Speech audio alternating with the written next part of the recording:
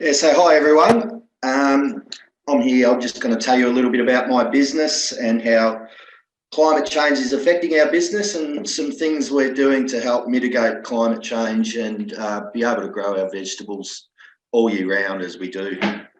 So I'm a third generation farmer. Myself and my cousin took over the business from our fathers.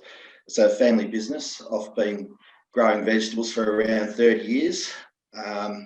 But as a business, my grandfather started the business 60 years ago. So we've grown everything over the years from potatoes, parsnips, carrots, celery, leeks, spinach, you name it, we've pretty well grown it. We supply all the major supermarkets, so Coles, Aldi, Woolies.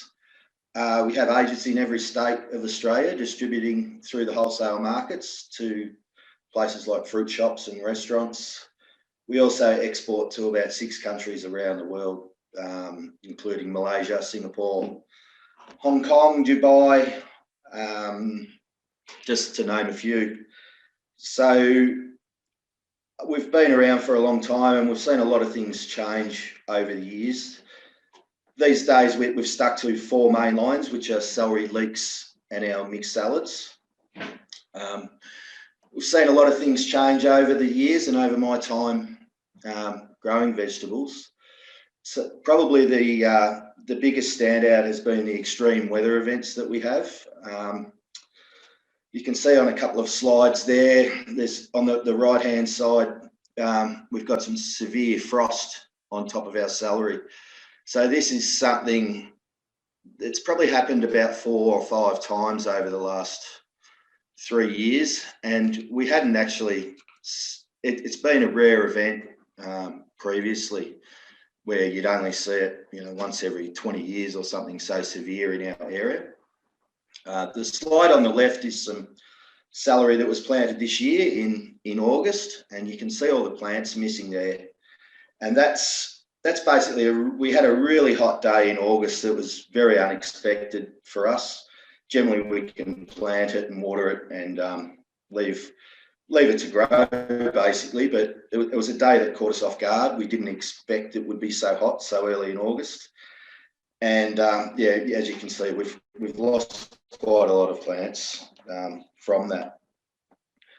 So we just think these days the seasons are certainly less predictable. Then you no longer see your summer, autumn, winter, spring sort of months. We can get very cold days in summer and very hot days in winter, and same with the spring and autumn months. They're just no longer really predictable for us. I remember, 30 years ago, a 40-degree day would be quite rare. You would see an odd one here and there, but these days we're having to contend with, a week on end of 40+ degree days, which it does make it very difficult for us to grow vegetables and deliver them all year round. And then on the other end of the scale, we get these extreme rain events, which is something that, we're seeing more and more. Even in the last 6 years alone, our production facility that has been standing since 1980, I think in the last 6 years, it's probably been flooded 3 times a year for the last 6 years. And previously before that, it was hardly even a flooding event. So we just get these rainfall events that come down in about 5 minutes. The drains can't handle it, and we'll get 15 mil and everything gets washed away and flooded everywhere. Other things are droughts. In 2000, I think we had a stint of over 100 days with no rainfall at all. So we have to look at doing different things to be able to irrigate our crops constantly and be able to deliver water to them. So some of the things we're doing to adapt, and one of them has been moving to South Gippsland. We did a lot of research into where we wanted to expand our business into and what sort of weather patterns would be favourable to us. South Gippsland, we feel, is probably around 4 degrees cooler to where we were in the Cranbourne area. We were, you know, if it's a 42-degree day here in Cranbourne, 43, it's more like a 38 in Gippsland, 37, and even those warm days are rare. We get an afternoon cooler sea breeze. So that all of that helps us grow vegetables and be able to deliver them constantly. When we moved here, the farm has a lot of natural vegetation, which we're maintaining and expanding on, and planting a lot of trees. We're planting all of our borders, we're planting with native tree lines, also planting all our waterways and drains out.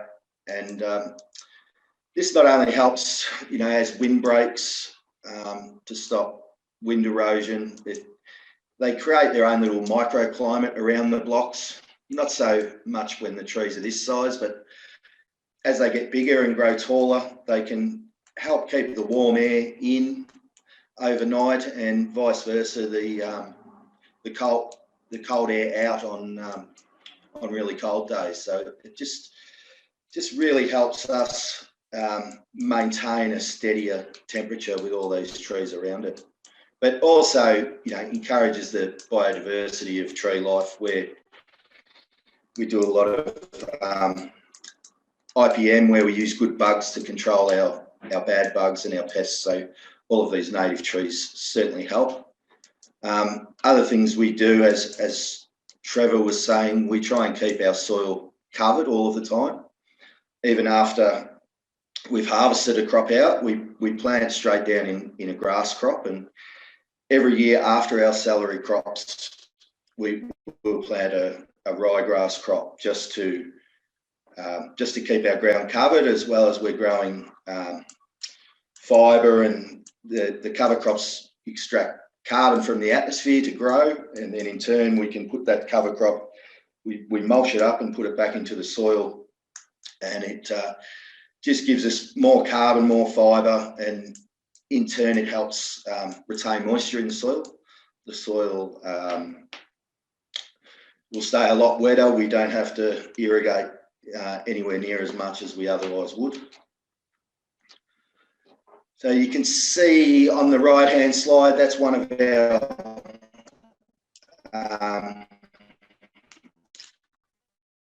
for every acre of vegetables we grow, and that's per year. So by putting it all in water storage, we can now hold 600 million litres of water is now stored at our farm. So it enables us to get through those drought periods when we have prolonged times with no rain at all. We can take advantage of the great big rain events. You can see on the left there, one of our waterways we've just started to plant out with some native grasses and things like that. It's a really big, huge, wide waterway. Because we do get such big rainfall events here, we need to be able to trap all the water and put it into our dam when the water's there, and then when it's not, we can harvest the water out. We can deliver the water through our irrigation systems out of our dams. So other things we're doing to help us deliver the water and deliver it efficiently without any waste is we're relying a lot on technology. Things like moisture probes we have dotted all around the farm, which give us an idea of our moisture levels that are in our soil.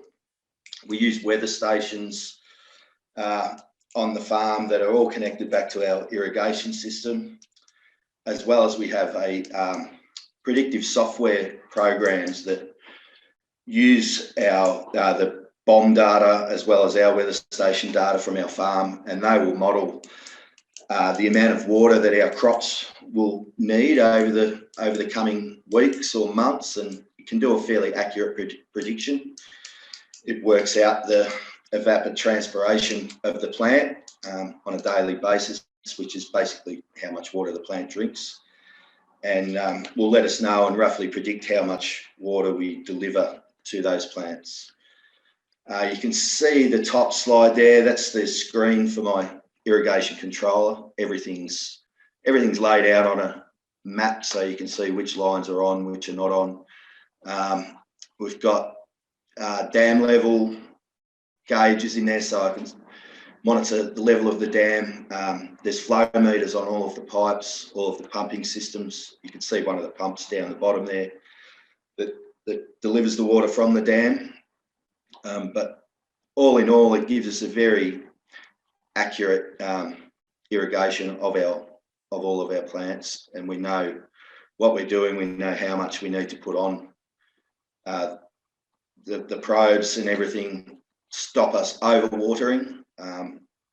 When we do get great big rainfall events, we have underground drainage. So every 10 metres there's a Aggie drainage pipe through our whole property, and all of that water is recycled back to our dams as well. And it all helps us just manage climate change and try and continuously grow food. So yeah, that's a little bit about what we do and how we go about mitigating climate change as best we can. So hopefully we've got a little bit of an understanding of what a real celery grower does. A lot, that's for sure. There's so many different bases that you're trying to cover there, Adam. Nagel sent through a comment just saying that you're doing some really great mitigation and adaptation. We also had a question from Thaggy. They would like to know, Adam, how does your water usage and systems keep up with such high demand? Because obviously your crops are pretty thirsty and the weather gets pretty hot. So how are you sort of keeping up with that high demand? So the irrigation infrastructure that we have put in, you can see by the pump and that in the shed, that actually delivers 250 litres a second, and that's only one of them. We have 3 of those around the property. So having our water storages full, I can deliver the water quickly to anywhere I need on the farm.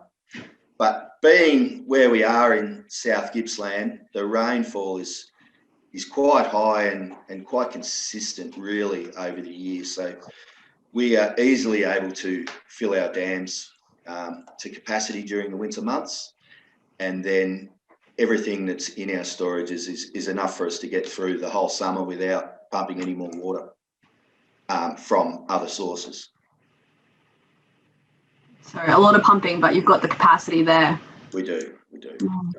And it strikes me that all of this work that you've done would be a really expensive thing to do. Like, you've invested a lot of money in it. It's extremely expensive.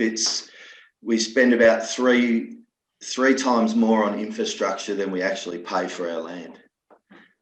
So the land is the cheap part. The infrastructure, the drainage, the irrigation are very expensive, but to be able to deliver vegetables to the supermarkets and the consumer 365 days a year without interruptions, these are the sort of things you have to do. And climate change is obviously having such an impact on you that it's necessary, that these adaptations are necessary. Certainly, and it's only going to get worse, I think, over the years. So we've just got to keep doing every little thing we can to try and help and mitigate any change in the climate that we can.